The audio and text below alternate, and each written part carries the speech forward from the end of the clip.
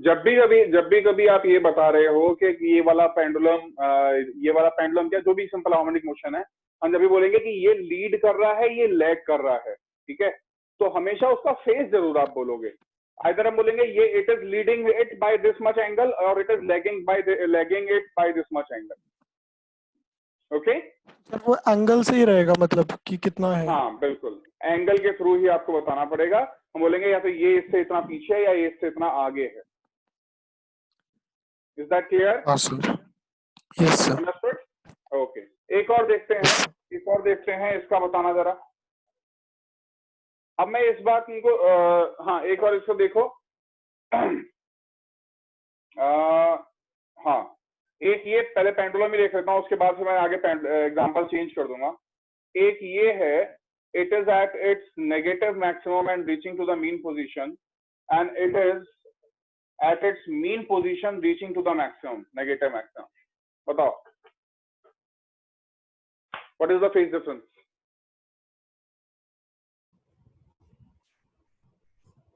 Sir, pi by 2. Sir plus Sir, pi pi by by 2. पहले वाले का phase कितना है? Sir, pi. 3 pi by 2। 3 pi by 2 होगा ना? पाई कैसे होगा अंशिका? 3 पाई बाय 2 होगा। नेगेटिव पर है, मतलब नेगेटिव मैक्सिमम पर है और मीन पोजीशन पे जा रहा है, तो नेगेटिव मैक्सिमम पर है और मीन पोजीशन पे जा रहा है। मोशन एंटी क्लॉकवाइज ही लेना है हमेशा। अच्छा, इसका बताओ। पाई। Sir, pi. पाई, तो ये वाला कहां पर है? नेगेटिव मैक्सिमम, वो 0 पर है और नेगेटिव मैक्सिमम जा रहा है, तो ये हो गया पाई। अब कौन लीड कर रहा है, कौन लैग कर रहा है, बोलो। सर नंबर 2 लीड कर रहा है। ये वाला 1 है और ये वाला 2 है। Sir, 1 lead कर रहा है। सर 1 लीड कर रहा है, मतलब अब हाँ, हम बोलेंगे 1 is leading the 2 by an angle of pi by 2. 2। Is that clear? Is that clear? Yes sir. Sir इसमें अगर उल्टा देखना हो तो कैसे देखेंगे? उल्टा कैसे देखें मतलब? मतलब सर जैसे पिछले वाले में किया था कि मतलब लीड इतने से कर रहा है, या फिर कह सकते हैं कि लैग तो इतने से इसमें कर रहा है। ये बोल देंगे ना, ये बोल देंगे देखो 1 is leading 2 by pi by 2 या फिर 2 is lagging 1 Yes, by sir. pi by 2। 1 जो है हाँ। वो 2 से लीड कर रहा है pi by 2 से, या 2 1 को लैग कर रहा है pi by 2 से। Yes sir. Understood? Yes sir. Understood everyone? Yes, sir. सबको क्लियर है? ठीक है, अब बढ़ते हैं अगले स्टेप में कि ये जो चीज हमने, जो फेज डिफरेंसेस को हम देख रहे हैं और ये इनिशियल फेज को, फेज डिफरेंस को, एक चीज और होती है इनिशियल फेज या ठीक है, तो वो क्या होता है इनिशियल फेज, ये समझो। इनिशियल फेज बेसिकली हमारा ये होता है कि जब हमने मोशन स्टार्ट किया उस वक्त फेज क्या था। कहने का मतलब क्या है, ये समझना बड़ी इंटरेस्टिंग चीज है, और मोस्टली बच्चे इसमें कंफ्यूज होते हैं, सीधे रट्टा मार लेते हैं कि इनिशियल फेज क्या है, फाई नॉट है, हो गया काम। बट ये काम नहीं करना है, ठीक है, समझ के चलो इनिशियल फेज होता क्या है, कभी गलती नहीं करोगे। समझो, यहाँ पर मान लो 2 सिचुएशंस पॉसिबल हैं। लैब में एक्सपेरिमेंट किया पेंडुलम का टाइम पीरियड मेजर करने का? Yes, sir. एक्सपेरिमेंट किया है कि सबने 11th में सबने किया होगा, वो तो ऐसा Yes, एक्सपेरिमेंट है sir. कोई स्कूल नहीं छोड़ता, क्योंकि उसमें पैसे नहीं लगते, सबसे आसान काम होता है ना। देखो, तो यहाँ पर क्या होगा बेसिकली, यहाँ पर एक पेंडुलम, तो जब आप पेंडुलम का टाइम पीरियड मेजर कर रहे थे, तो जो स्टॉप वॉच स्टार्ट करी थी, क्या वो पेंडुलम को एक तरफ से उठा करके जैसे ही छोड़ा तैसे ही स्टार्ट करी थी स्टॉप वॉच, या तब स्टार्ट करी थी जब वो बीच में आ गया था? Sir, बीच में जब आ गया था। मीन जब पोजीशन बीच पे में, जब आ गया था। जब मीन पोजीशन पे आया तो स्टॉप वॉच स्टार्ट करिए। Yes, तो sir. वो एग्जैक्टली पता कैसे हमको कि मीन पोजीशन पे आ गया? मतलब जैसे फॉर एग्जांपल मैंने इसको छोड़ दिया ऐसे, ठीक है, तो मतलब are you waiting for it to come at the mean position, तब आप स्टॉप वॉच स्टार्ट करोगे? Yes, sir. सबने ऐसे किया था पक्का? चलो, एक्चुअल में वैसे ये सही तरीका नहीं है। क्यों सही तरीका नहीं है? क्योंकि वो मीन पोजीशन पे आके रुकता नहीं है, वो भागता चला जा रहा है। तो आपकी वो ट्यूनिंग उसके साथ बिठाने की, जस्ट मीन पोजीशन पे आते ही स्टॉप वॉच स्टार्ट करूँ, ये बड़ा मुश्किल है। ये आसान है कि आपने एक तरफ स्टॉप वॉच रखी, एक तरफ ये, जैसे इसको छोड़ा तुरंत स्टॉप वॉच ऑन कर दी, तो टाइम पीरियड तो उससे भी आएगा। खैर एनीवेज, मान लेते हैं चलो आपने मीन पोजीशन पर ही स्टार्ट करी थी, लेकिन क्या ये पॉसिबिलिटी है अगर देखो मीन पोजीशन से मैंने पेंडुलम की, जैसे मैंने इसको पेंडुलम मीन पोजीशन पे आया और ये इधर जा रहा था, मैंने अपनी स्टॉप वॉच स्टार्ट कर दी, यानी कि at T is equals to zero, at T is equals to zero मैं ये बोलूंगा कि मेरा पेंडुलम यहाँ था और यहाँ से मूव करके वो अपना इधर जा रहा था और वापस आ रहा था, it was at the mean position. तो at T is equals to zero जब मैंने स्टॉप वॉच स्टार्ट करी है, उस वक्त मेरे पेंडुलम का फेज क्या है? जिस वक्त मैंने ये स्टार्ट कर, जीरो है ना, तो उस वक्त मेरे पेंडुलम का फेज क्या है? जीरो था, राइट। अच्छा, अगर मान लो मैंने यहां पर इसको पेंडुलम, ये जब पेंडुलम यहां पर हो वहां पर स्टॉप वॉच स्टार्ट करने की बजाय मैंने यहां पर जब पेंडुलम था नेगेटिव मैक्सिमम पर, तो यहां पर जब ये इधर जा रहा था, मैंने क्योंकि यहां से छोड़ा है इसको और मैं इसको नेगेटिव मैक्सिमम मान रहा हूं, you can consider it either way, कुछ भी मान सकते हैं। तो अगर मैं इसको यहां पर मान रहा हूं और जब ये यहां पर से इधर जा रहा था, एट दैट टाइम मैंने स्टॉप वॉच स्टार्ट करी यानी t is equal to zero. तो बताओ इनिशियल फेज कितना है? -π/2। -π/2 या फिर प्लस का 3π/2, एक ही बात है। Understood everyone? सर तो जहाँ पे फेज होगा उसी हिसाब से मतलब वो फेज देखेंगे जहाँ पे पेंडुलम उसको टाइम से कोई रिलेशन नहीं है। नहीं, टाइम से रिलेशन है। टाइम से रिलेशन बिल्कुल ऐसे है कि इनिशियल फेज जो होता है वो फेज होता है जब आप स्टॉप वॉच स्टार्ट कर रहे थे, यानी at T is equal to zero, आपका जो फेज था वो क्या था? When you were starting a FHM, आप स्टॉप वॉच स्टार्ट कर टाइम को रिकॉर्ड करना स्टार्ट कर रहे हो, तो उस वक्त फेज क्या है? उसको हम इनिशियल फेज बोलते हैं। तो सर अगर लेफ्ट एक्सट्रीम से भी, जैसे लेफ्ट मोस्ट पोजीशन से भी अगर हम, नहीं सर मतलब जहाँ पे अभी डायग्राम है वहां से भी अगर ड्रॉप कर रहे हैं तो भी सर उसको यही मानेंगे कि वो मतलब 0 से π/2 फिर पाई फिर 3π/2 आ चुका है, मतलब वो फेज है। हाँ, तब भी उस ये बात से बोल रहे हो, ये बात सही स्टेटमेंट बोली। हम इसको यही मानेंगे कि अभी वो यहीं पर है। जब हम स्टार्ट कर रहे हैं, स्टॉप वॉच स्टार्ट करें तो ये नेगेटिव मैक्सिमम पर है, ये यहीं पर है, एंड देन फिर स्टॉप वॉच स्टार्ट करेंगे तो यहाँ से मोशन स्टार्ट कर रहा है अपना। तो इसका फेज जीरो कब होगा? इसका फेज जीरो होगा t/4 टाइम पीरियड, मतलब होगा टोटल टाइम पीरियड अगर पूरे सर्कल का कैपिटल टी है, तो यहाँ से पहुंचेगा तो हम बोलेंगे कैपिटल t/4 टाइम पर इसका फेज जीरो होगा। Everyone, are you getting this point or not? Initial phase. Yes sir. अब सवाल ये आता है कि जो इनिशियल फेज है वो हमारे इक्वेशन में कैसे रिफ्लेक्ट करेगा? तो इक्वेशन में ऐसे रिफ्लेक्ट करेगा कि मान लो मुझे यहाँ पर एक टाइम पीरियड, एक मुझे ये बनाना था, मेरा पेंडुलम है, काफी 2-3 पेंडुलम देख लेते हैं। आई हैव दिस पेंडुलम जो अभी at T is equals to zero, ये मीन पोजीशन पर है और पॉजिटिव मैक्सिमम की तरफ जा रहा है, पॉजिटिव मैक्सिमम की तरफ। दूसरी तरफ मेरे पास दूसरा पेंडुलम है जो अभी मीन पोजीशन पर है लेकिन नेगेटिव मैक्सिमम की तरफ जा रहा है। एक मेरे पास पेंडुलम है जो कि ऑलरेडी पॉजिटिव मैक्सिमम पर है और नीचे की तरफ आ रहा है। तो ये तीनों की इक्वेशन कैसे बनेगी? तो इक्वेशन देखो इसकी कैसे बनेगी। इसकी इक्वेशन हो जाएगी y is equals to a sin omega t। इसकी इक्वेशन हो जाएगी y is equals to a sin omega t, और ये कितना जा रहा है? नेगेटिव मैक्सिमम में जा रहा है, ओमेगा t प्लस पाई।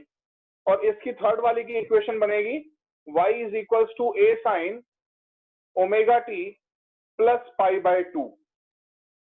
अब ऐसा क्यों? इसके अंदर t is equals to zero put करो, y की वैल्यू कितनी आएगी बताओ, या फेज कितना आएगा? This is basically the phase ना, यही तो हमारा फेज क्या होता है, ये फेज है, राइट? तो जब हम t is equals to zero put करेंगे फेज कितना आएगा? जीरो। हाँ, इसमें t is equals to zero put करो, फेज कितना आएगा? पाई। तो क्या ये t is equals to zero पे पाई पे था कि नहीं था? ये t is equal to zero पे पाई पे था कि नहीं था? इसमें देखो, जब t is equal to zero put करोगे फेज कितना आएगा? π/2। तो वहां पर वो π/2 पे है कि नहीं है? Yes sir. Is that clear और नॉट? Yes sir. एवरीवन, किसी को कोई डाउट बिल्कुल पूछो एकदम अच्छे से ढंग से, बिकॉज ये इक्वेशंस हमको बहुत देखने मिलेंगी। कई बार आप देखोगे कि लिखा होगा E is equals to E not sine omega T plus five, कई बार देखोगे लिखा होगा E is equals to E not sine omega T minus five, कभी लिखा होगा I is equals to I not sine omega T plus five, कभी pi by 2, 3 pi by 2, बहुत सारी चीजें देखने मिलेंगी। तो ये चीज कंफ्यूजन क्रिएट ना करे, दैट्स व्हाई हम इसको कर रहे हैं। इज दैट क्लियर और नॉट? इनिशियल फेज क्या होता है? Initial phase clear yes sir. Everyone? हाँ सर एक बोलो बोलो। इनिशियल फेज का जो सर पहले वाला था सर, उसमें वो डाउट है कि मतलब सर फिर अगर टाइम पीरियड कहीं पे भी 0 है तो उसका मतलब ये नहीं है कि हम स्टार्ट जो कर रहे हैं वो 0 डिग्री से ही कर रहे हैं, वो फेज हाँ कॉरेस्पॉन्डिंग हाँ उसी हाँ, से होगा कि कहाँ पे है बिल्कुल। है स्टॉप ना वॉच सर? आप कहीं पर भी स्टार्ट कर सकते हो ना। अब मोशन को हम रिकॉर्ड कर रहे हैं, हम अपना मोशन जब रिकॉर्ड कर रहे हैं तो स्टॉप वॉच तो आप कभी भी शुरू कर सकते हो। एक पेंडुलम ऐसे से चल रहा है तो जरूरी थोड़ा ना कि वो मेन यस पोजीशन पे सर। आएगा तब तभी स्टॉप वॉच स्टार्ट करोगे। You can start the stop watch at any point. तो उस पॉइंट पर जो फेज होगा वो इनिशियल फेज हो गया।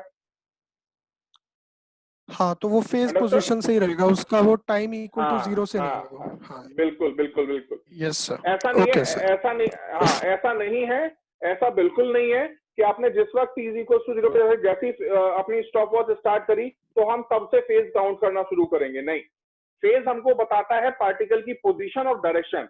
पोजीशन और डायरेक्शन अगर एक पर्टिकुलर पार्टिकल की वो सेम है तो वो उसके हिस्ट्री से मतलब नहीं है कि उसने मोशन शुरू किया या वो 10 घंटे से चल रहा है, चाहे वो पिछले 10 घंटे से चल रहा हो, 100 साल से चल रहा हो, डज नॉट मैटर। हाँ लेकिन हाँ इस हाँ वक्त यस वो कहाँ पर है उससे फर्क पड़ता है।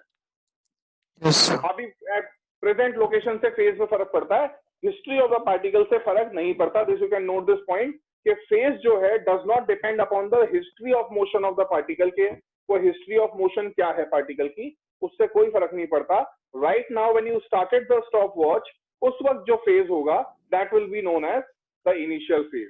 Okay, so you can yes sir. Take these thank you examples. Sir. इनको अपने हिसाब से लिख लो, जब जो समझ में आया हिंदी में इंग्लिश में जैसे चाहो वैसे लिख लो अपने हिसाब से। And then we are going to move on the next topic, that is phase difference क्या होता है इक्वेशन के टर्म्स में। ओके, करो इसको।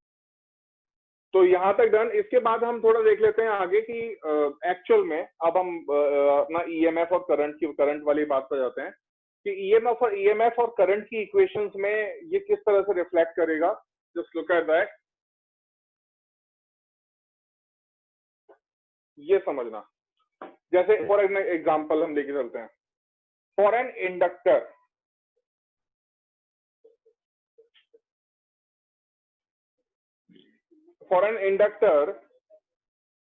प्योर इंडक्टर की बात हो रही है। ये हमारा इंडक्टर है और इसके अक्रॉस हमने करंट लगा दिया, ठीक है। जस्ट फॉर एन एग्जांपल बता रहा हूं। तो यहां पर जो हमने ईएमएफ लगाया है वो ईएमएफ को हम रिप्रेजेंट कर रहे हैं by an equation E is equals to E not sine omega T, और यहाँ पे मैं रिप्रेजेंट कर रहा हूं I is equals to I not sine omega T minus pi by 2। इस बात का क्या मतलब है? What inference can you get from this? क्या मतलब है? कौन लीड कर रहा है, कौन लैग कर रहा है, बताओ? सर ईएमएफ लीड कर रहा है करंट को पाई बाय 2 से। ईएमएफ, हाँ, तो हम बोलेंगे for a pure inductor voltage leads the current by pi by 2। यानी कि अब इसका मतलब क्या है, पाई बाय 2 से लीड कर रहा है? ये बड़ा इंटरेस्टिंग है। इसको फेजर पे आते हैं। यानी कि हमने यहाँ पर ये देखा, अगर मैं इसका फेजर बनाना चाहूं तो E इज इक्वल टू क्या है, E not sine omega T. तो यहाँ से मैंने क्या किया, ये हमारी जीरो लाइन थी, यहां से मैंने ये बनाया, और ये वाला जो फेज था, मान लें इसका फेज ओमेगा टी है, इसको मैं कहीं भी ले सकता हूँ। इट्स नॉट लाइक कि यहाँ लेना है, इसको यहाँ ले लो, इधर ले लो, इधर ले लो, anywhere you can take this. तो ये ओमेगा टी हमने अपनी मर्जी से कुछ भी ले लिया। लेकिन और ये लाइन, ये जो एरो है, इसकी लेंथ कितनी होगी? एम्पलीट्यूड के बराबर, यानी कि E नॉट। ये बात समझ आई कि नहीं आई? क्या मैं इसको ऐसे रिप्रेजेंट कर सकता हूं? Yes sir. कर यस सकते हैं? अच्छा, अगर मैंने Yes, sir. इसको ऐसे रिप्रेजेंट कर दिया तो बताओ I नॉट कहां बनेगा? I नॉट कहां बनेगा? सर इससे 90 डिग्री पीछे। 90 डिग्री पीछे, मतलब कि ये यहां बनेगा। This will be I not, और ये कितना पीछे है? ये इससे 90 डिग्री पीछे। इज दैट क्लियर और not everyone? Yes sir. Clear है सबको? अभी मैं सबकी बात कर रहा हूं।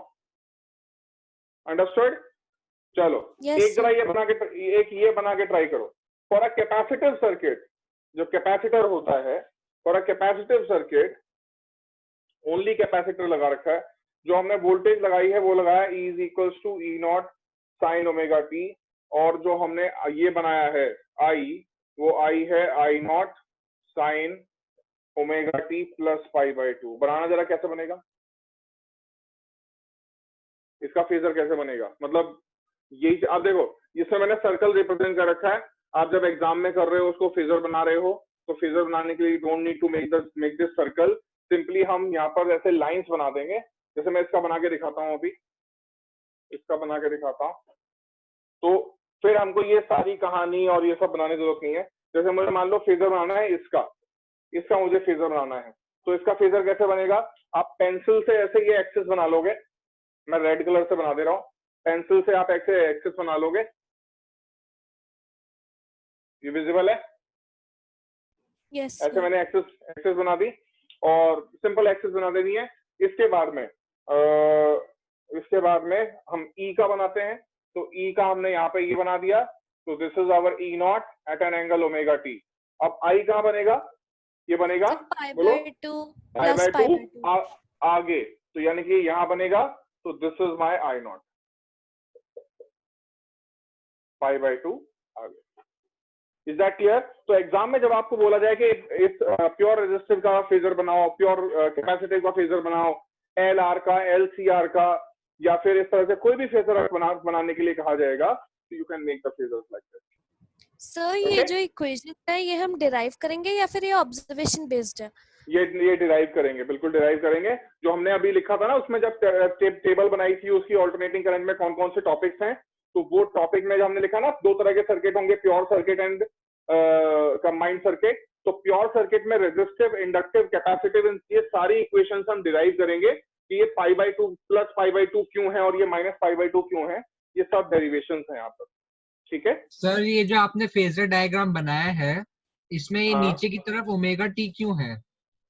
ओमेगा टी देखो यहाँ पे ई का जो फेज है वो ओमेगा टी है कि नहीं है? Yes sir. तो you will have to show that omega T, और ऐसा नहीं कहीं भी देखो एक इंटरेस्टिंग चीज बताऊं, एक तो मैं इसका फेजर ऐसे बना सकता हूँ, ठीक है, और क्या इन्हीं दोनों इक्वेशन के देखो कितने फेजर पॉसिबल हो सकते हैं।